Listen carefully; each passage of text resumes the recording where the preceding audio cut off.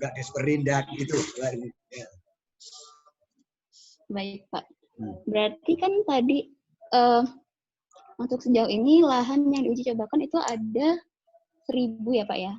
Iya. Nah, sedangkan apabila petani yang ingin mendaftar mengikuti program tersebut itu banyak dan lahan tersebut dirasa tidak mencukupi, nanti kira-kira ada mekanisme seleksinya seperti apa tuh, Pak?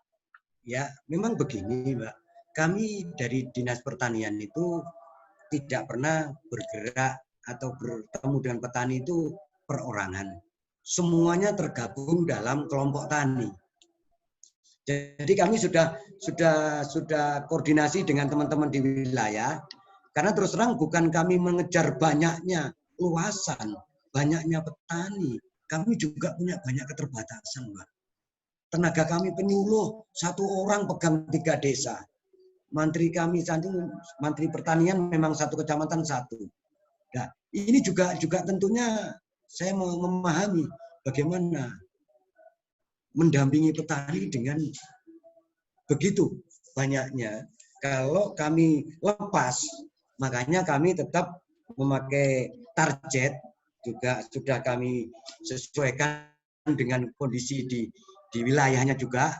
Kami koordinasi dengan Dinas PUPR khusus bidang pengairan, bahwa kelompok tani mana yang siap tanam, yang airnya juga cukup, terjamin, lahannya juga sudah siap, kelompok taninya siap.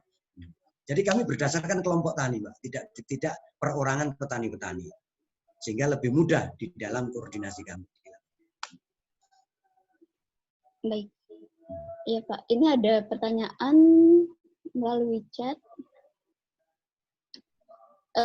Izin bertanya, bagaimana usaha nyata dari pemerintah, khususnya dari Dinas Pertanian, untuk mengampanyekan pola tanam organik, yang mana kita tahu bahwa mensosialisasikan suatu sistem baru itu memerlukan waktu, dan untuk produk yang dihasilkan pun tidak seinstan kimia seperti itu, Pak.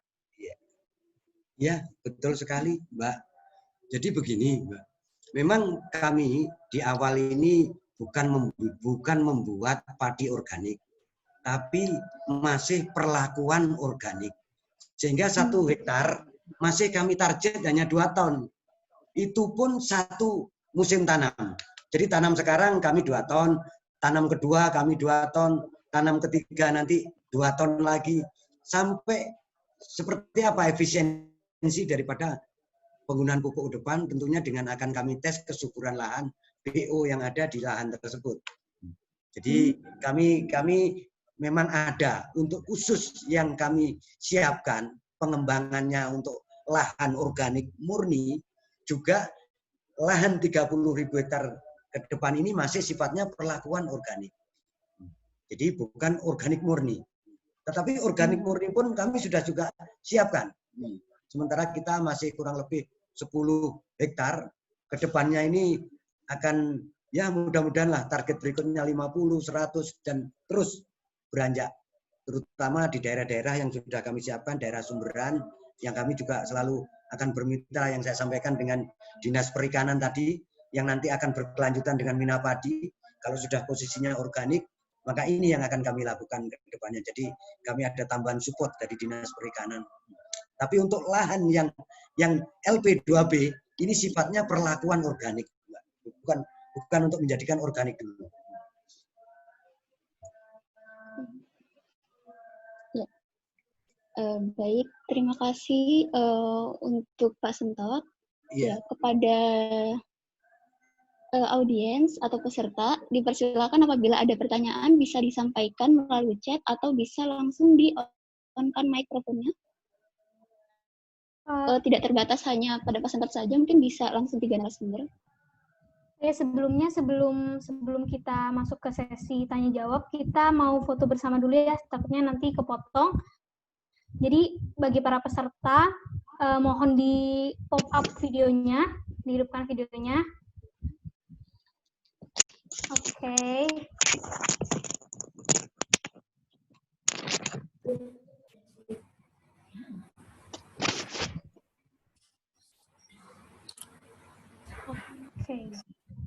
Oke, saya foto ya. 1, 2, 3.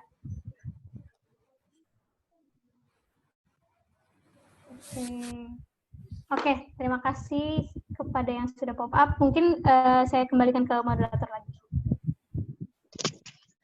Baik. Mungkin kita langsung ke sesi tanya jawab saja. Mungkin ada yang ingin ditanyakan kepada teman-teman peserta.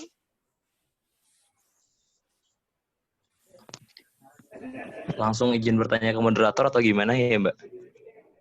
Oh ya, bisa langsung kepada narasumber aja, nggak apa-apa, Mas. Mengingat waktunya juga sudah mepet ya. Langsung aja ke moderator.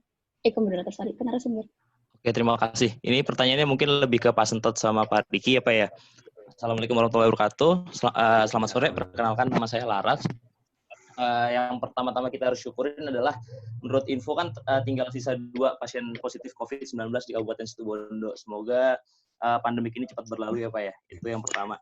Yang pengen saya tanyakan tuh terkait masalah ini Pak. Tadi Bapak bilang jika stok sembako kita tuh cukup sampai 7 bulan. Bahkan 3 narasumber kita mengamini itu. Terus pertanyaannya adalah per hari ini apakah kabupaten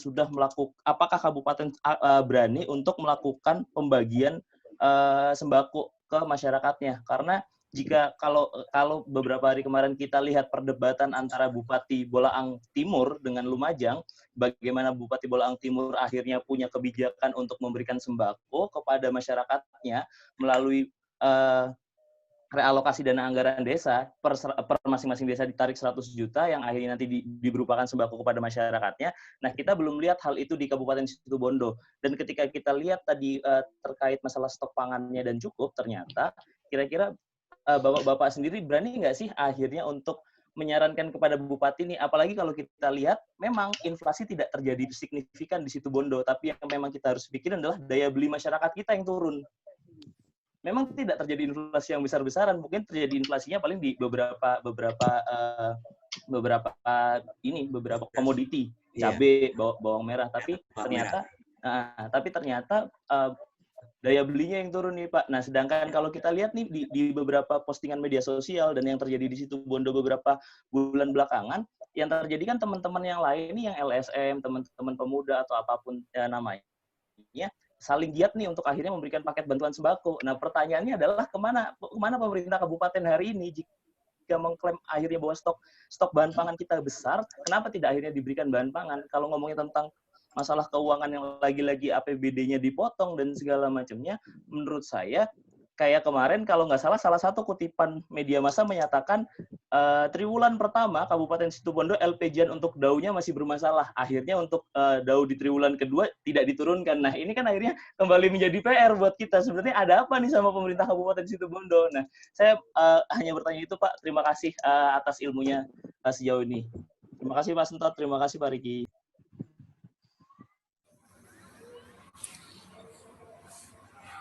Baik, dipersilahkan kepada narasumber langsung untuk menjawab. Ya. Terima kasih, Mas Ansori ya. Oh, bukan Pak. Mas Laras, Pak. Mas Laras, Pak. Oh, Mas Laras ya. Oh. Iya. Jadi memang begini, Mas. Jadi apa yang disampaikan Mas Riki dari Bulog bahwa angka 7 bulan untuk persediaan itu beras yang ada di Bulog kurang lebih 7.000 ton. Nah, asumsinya Bulog kita akan menggunakan 1.000 ton tiap bulannya sehingga menjadi 7 bulan. Kalau kita panenan terus, Mas. kita tiap bulan ini panen. Di Mei ini saja kita hampir 5.000 hektar. Siap panen juga nanti ke depannya ini. Jadi kami tidak bermasalah terkait dengan ketersediaannya. Hanya saja memang kita terus terang ada beberapa perilaku di masyarakat yang luar biasa bahwa istilahnya menjaga ketahanan pangan kita. Memang untuk masyarakat perkotaan begitu panen dia tidak pernah membawa beras ke rumahnya. Tapi kalau di pedesaan saya pantau budayanya masih bagus bahwa nanti ada hajatan, ada keperluan arisan dan lain. Mereka tidak semuanya dijual. Tapi sebagian ditaruh di rumah. Ini beberapa perilaku budaya yang harus kita pertahankan ke depan untuk membuat lumbung-lumbung pangan kita hidupkan kembali, ini tentunya yang lebih bagus. Jadi makanya himbauan Mas Anu terkait dengan pangan untuk diberikan ya kepada teman-teman di tengah COVID ini, saya kira tidak ada kendala sama sekali, tidak akan terpengaruh ketersediaan beras kita. Pak, bisa urung rembuk sedikit, Pak? Iya. Jadi, selamat sore. Assalamualaikum warahmatullahi wabarakatuh, teman-teman. Assalamualaikum. Kalau menurut saya pribadi sih, kalau untuk masalah ketahanan pangan di kabupaten kita khususnya ya, saya pikir tidak ada berpengaruh. Iya. Karena kalau saya melihat pribadi, berdasarkan data ya, kabupaten kita kabupaten agraris di situ, banyak sawah terbentang di situ, banyak lahan-lahan persawahan yang bisa digarap oleh masyarakat, termasuk laut kita ya sangat luas, panjang sekali. Jadi saya pikir tidak ada masalah. Yang kedua, terkait daya beli masyarakat, saya pikir itu wajar-wajar saja karena semua pasti menahan diri. Jadi tidak ada soal di situ. Mungkin itu Pak, sedikit dulu ya. Karena saya lama masuknya. Mas bismillah ya, salam kenal. Ini angkatan saya Pak di SMA. Ya, gitu aja dulu Pak. Iya, terima kasih. Baik. Tadi kalau tidak salah Mas Laras menanyakan kepada Pak Sentot dan Pak Riki. Bagaimana mungkin ada Pak Riki yang menambahkan jawaban?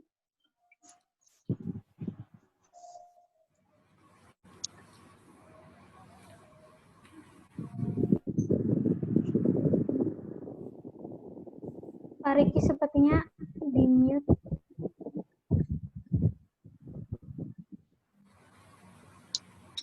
Pak masih nge-mute. Pak host bisa unmute ya? Pak Riki? Sudah kedengaran ya? Sudah Pak.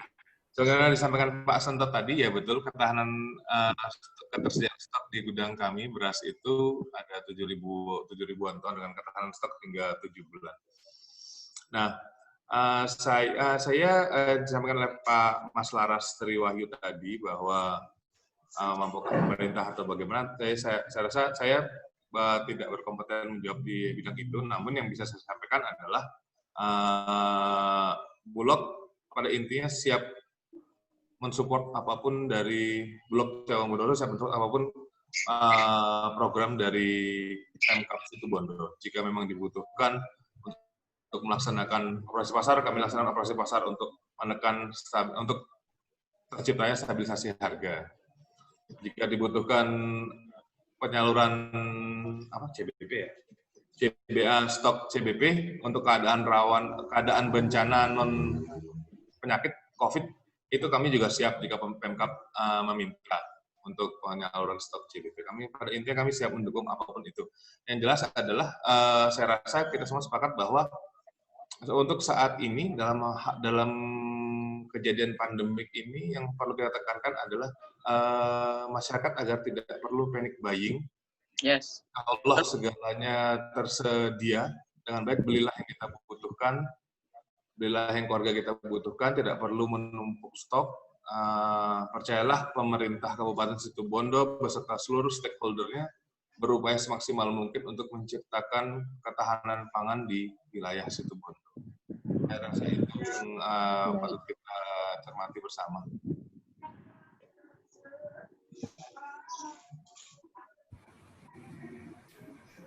Sudah. Baik. Terima kasih Pak Sentot, Pak Riki. Gimana untuk Mas Laras? Apakah ada feedback atau sudah cukup puas dengan jawaban yang diberikan? Cukup terjawab sih. Cuman tadi yang sedikit menggelitik sebenarnya buat saya pribadi adalah tadi teman-teman mengagungkan bahwa kita ketahanan pangan kita nomor 1, tapi yang belum pernah kita tahu datanya adalah berapa banyak perbandingan antara petani dan buruh tani. Itu yang pertama. Memang benar lahan di Situbondo banyak beribu-ribu hektar dan segala macam. Tapi apakah itu jadi pegangan untuk juragan tanah atau memang akhirnya tercover dengan adil untuk buruh tani dan petani-petani kecil lain, itu yang pertama. Yang kedua, jika nanti kita hanya ada hidup dengan klise bahasa kita aman di ketahanan pangan, tapi apa kabar perekonomian kita hari ini? Itu yang selalu kita tanyakan, selalu saya tanyakan. Karena kalau misalkan tadi kita ngomong nih sebagai pemanis bibir, oh ketahanan pangan kita bagus nih, beras kita nomor 1, bisa bahkan dibeli sebelum akhirnya dipanen kering dan segala macamnya. Tapi kenapa perekonomian kita tidak benar-benar maju secara global, secara di Kabupaten Situbondo? Itu aja dari saya. Terima kasih Pak Sento, terima kasih Pak Riki, terima kasih Bu Elvi. Selamat sore, assalamualaikum. Waalaikumsalam. Baik. Mungkin kita langsung ke penanya selanjutnya. Silahkan untuk Pak Rizaldi. Baik, assalamualaikum warahmatullahi wabarakatuh. Waalaikumsalam warahmatullahi wabarakatuh. Yang saya hormati Bapak Sentot, Bapak Riki, dan Ibu Elvi. Perkenalkan, nama saya Rizaldi Malkan. Saya merupakan mahasiswa di salah satu universitas dan merupakan pemuda asli Situbondo. Jadi terkait apa yang tadi disampaikan oleh 3 narasumber, bahwa ketahanan pangan itu sebenarnya di Situbondo sudah cukup baik.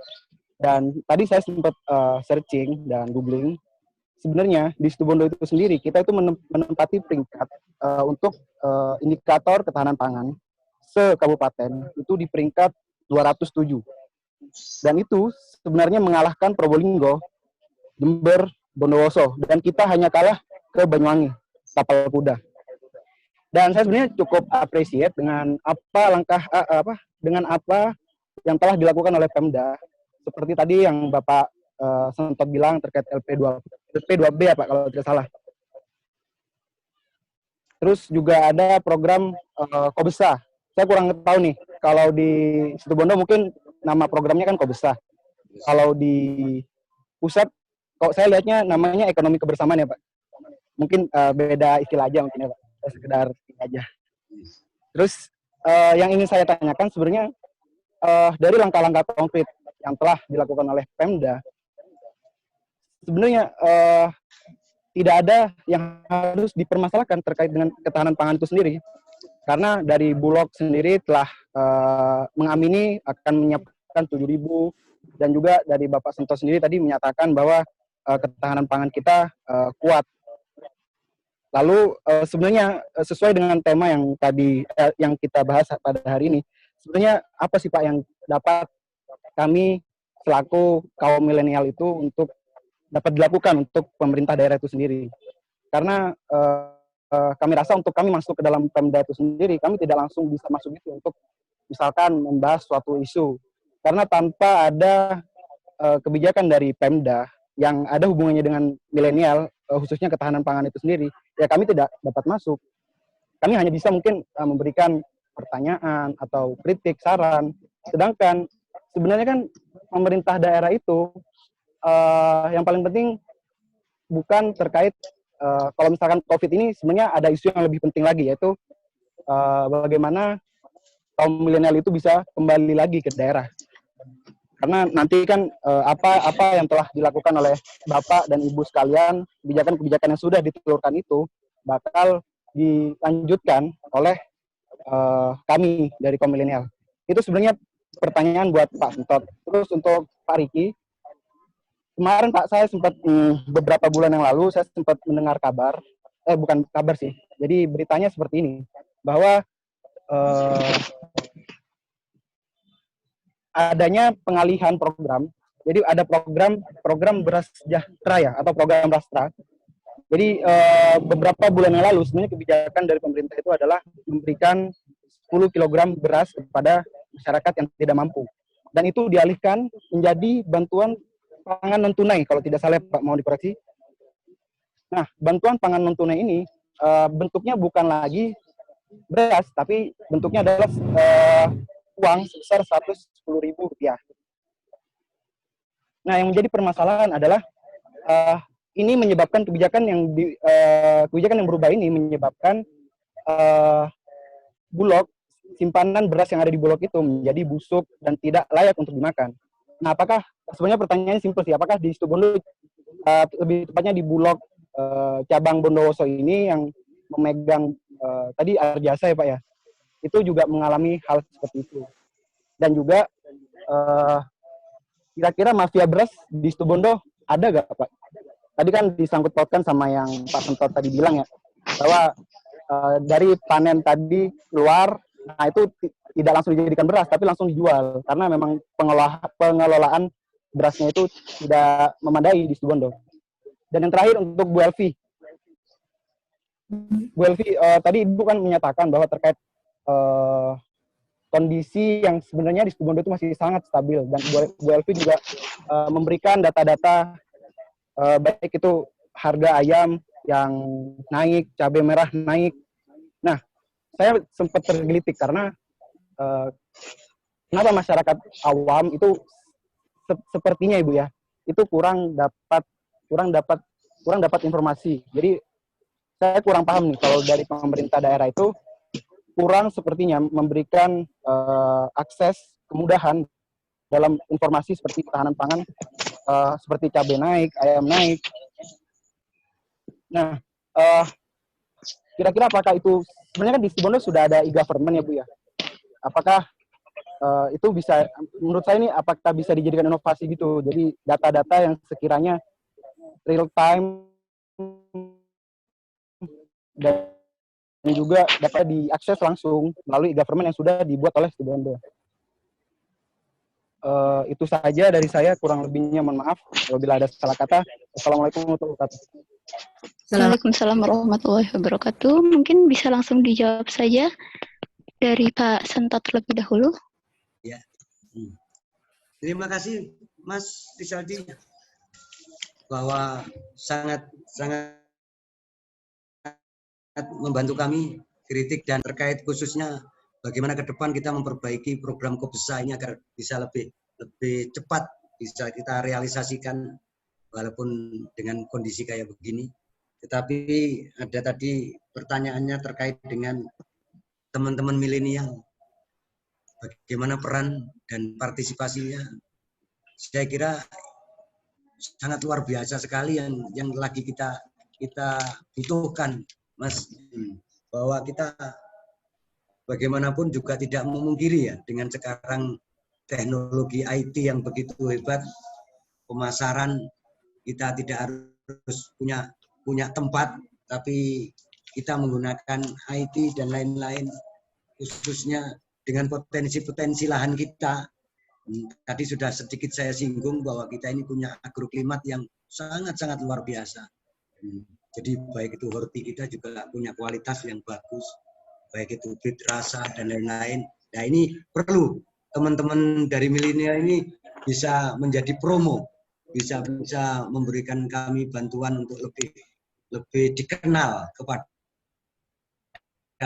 kepada nasional, khususnya juga tentunya bisa internasional. Ini yang bagaimana kita membagi peran ini kepada teman-teman milenial.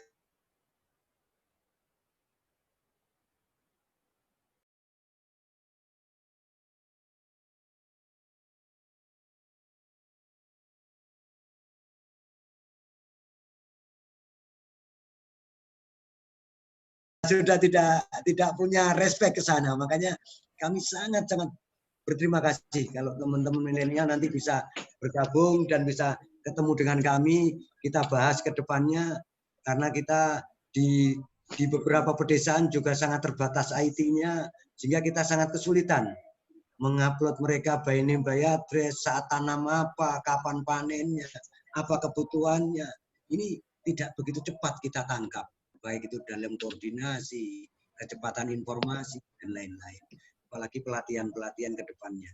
Nah ini kami berharap nanti kita bisa apa ya, saya kepingin sebenarnya teman-teman punya asosiasi apa gitu loh. Sehingga nanti kita bisa sharing apa yang harus kita lakukan, kita fasilitasi dari dinas, teman-teman butuhkan apa. Kalau kami jelas sudah punya beberapa agenda-agenda yang ingin kami siapkan untuk pengembangan pertanian ke depan. Baik, cukup Pak Sentot ataukah ada tambahan? Cukup Mbak Rini. Oke, baik. Mungkin selanjutnya untuk Pak Riki.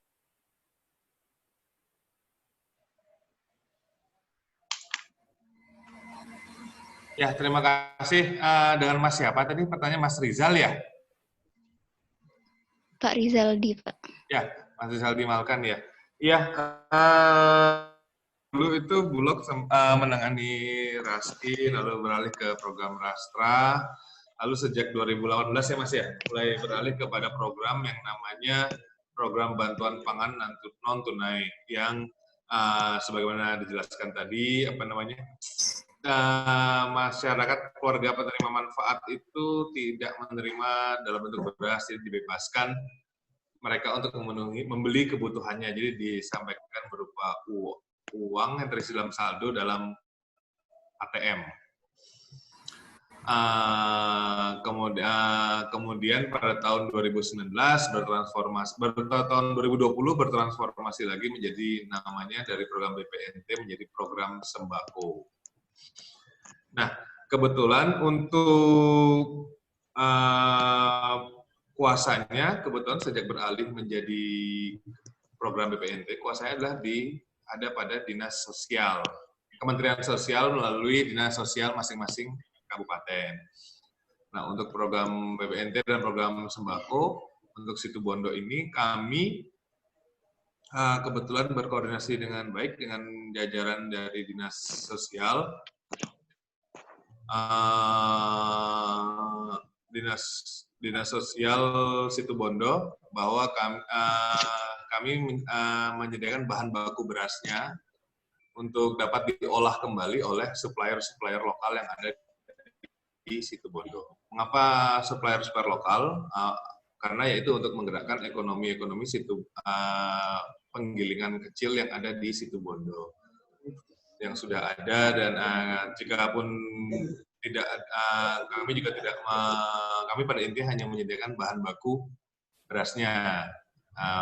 Dari penggilingan akan mengolah kembali sesuai dengan preferensi masing-masing keluarga penerima manfaat yang ada di wilayahnya masing-masing, menambahkan komposisi-komposisi lainnya sesuai preferensi.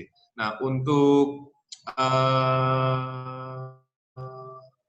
kendalanya memang saat ini, sebagaimana disampaikan oleh Pak Kadis Pertanian tadi, memang kendalanya adalah untuk pertanian kita sendiri, teknologi pasca panennya yang masih kurang maju. Ya, betul nggak Pak Kadis nggak? Teknologi pasca pertaniannya itu, ya teknologi pasca panennya itu yang saya rasa memang menyebabkan agak sulit berkembangnya penggilingan lokalan setempat. Tapi ya itu tentu bukan menjadi alasan kita untuk rendah diri ya. Kita harus sama-sama maju, sama-sama berjuang bersama stakeholder, bersama pemerintah. Ya gimana caranya kita biar bisa maju penggilingan lokal di Situbondo ini. Karena sebagaimana kita ketahui, sebagaimana disampaikan Pak Kadis Pertanian, ya gabah Situbondo ini terkenal. Lari ke banyak dibeli oleh kabupaten-kabupaten lain, ya betul Pak ya. Itu, saya rasa itu yang bisa saya sampaikan. Semoga sudah cukup bisa menjawab pertanyaan Mas Rizaldi tadi. Terima kasih. Assalamualaikum warahmatullahi wabarakatuh. Assalamualaikum warahmatullahi wabarakatuh. Terima kasih Pak Riki. Untuk selanjutnya bisa langsung Bu Elvi menjawab pertanyaan. Atas pertanyaan Pak Rizaldi tadi, memang terkait dengan informasi harga. Kalau di kami memang informasi harga itu jadi satu, bisa diakses di panel harga bkp.pertanian.go.id. Itu bisa di situ kita ada panel harga, itu ada di beberapa kabupaten masuk jadi satu karena ini pengelolaannya di BKP pusat, sehingga data itu sudah terakses di situ semua. Di tiap kabupaten sudah ada. Kita juga mengaksesnya tiap hari, kita melaporkan ke panel harga ini. Jadi alamat panel harga itu. Terkait yang ada di Situbondo, memang terima kasih atas masukannya. Nanti kami akan mengaktifkan kembali informasi di Instagramnya, Dinas Ketahanan Pangan. Itu biasanya kita kasih informasi ada di Instagramnya itu. Jadi mungkin karena kondisi yang banyak kerja di rumah, keaktifannya berkurang. Mungkin insya Allah akan kami aktifkan kembali. Mungkin itu aja Mbak bisa kami sampaikan. Baik, terima kasih untuk Bu Elvi dan seluruh narasumber beserta teman-teman semua. Karena waktu sudah menunjukkan pukul 17.16 yang sudah sangat mepet ke waktu berbuka puasa untuk wilayah Situbondo dan sekitarnya. Mungkin untuk webinar kali ini cukup sekian saja. Sebagai penutup, baik, terima kasih. Ya. Terima kasih. Terima kasih untuk semua narasumber, untuk Pak Riki, untuk Pak Senton, dan untuk Bu Elvi, beserta peserta semua yang sudah meluangkan waktunya untuk mengikuti webinar ini. Untuk yang di Bali. Baik. Mari kita sama-sama saling berdoa agar wabah ini mereda, agar kita semua menjalani hidup seperti sedia kala. Terakhir, tetap di rumah saja dan jaga keluarga kita serta kesehatan kita semua. Mohon maaf apabila terdapat kesalahan kata dan kekurangan lainnya selama mengikuti webinar ini. Terima kasih sekali lagi. Wassalamualaikum warahmatullahi wabarakatuh. Selanjutnya saya kembalikan kepada host. Waalaikumsalam warahmatullahi wabarakatuh. Terima kasih kepada Ibu Rini. Jadi saya menyampaikan lagi terima kasih kepada narasumber dan para peserta. Nanti untuk notulensi dan file yang tadi sempat di-share akan di-share kembali kepada peserta.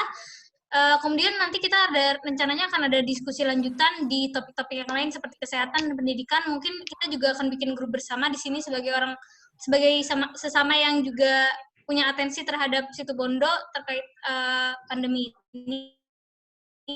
Ya, mungkin segitu saja dari saya. Terima kasih kepada semua peserta dan matur nuwun Pak Sentot, Mas Riki, Pak Riki, ya, saya tutup ya. Assalamualaikum warahmatullahi wabarakatuh. Waalaikumsalam warahmatullahi wabarakatuh. Waalaikumsalam warahmatullahi wabarakatuh.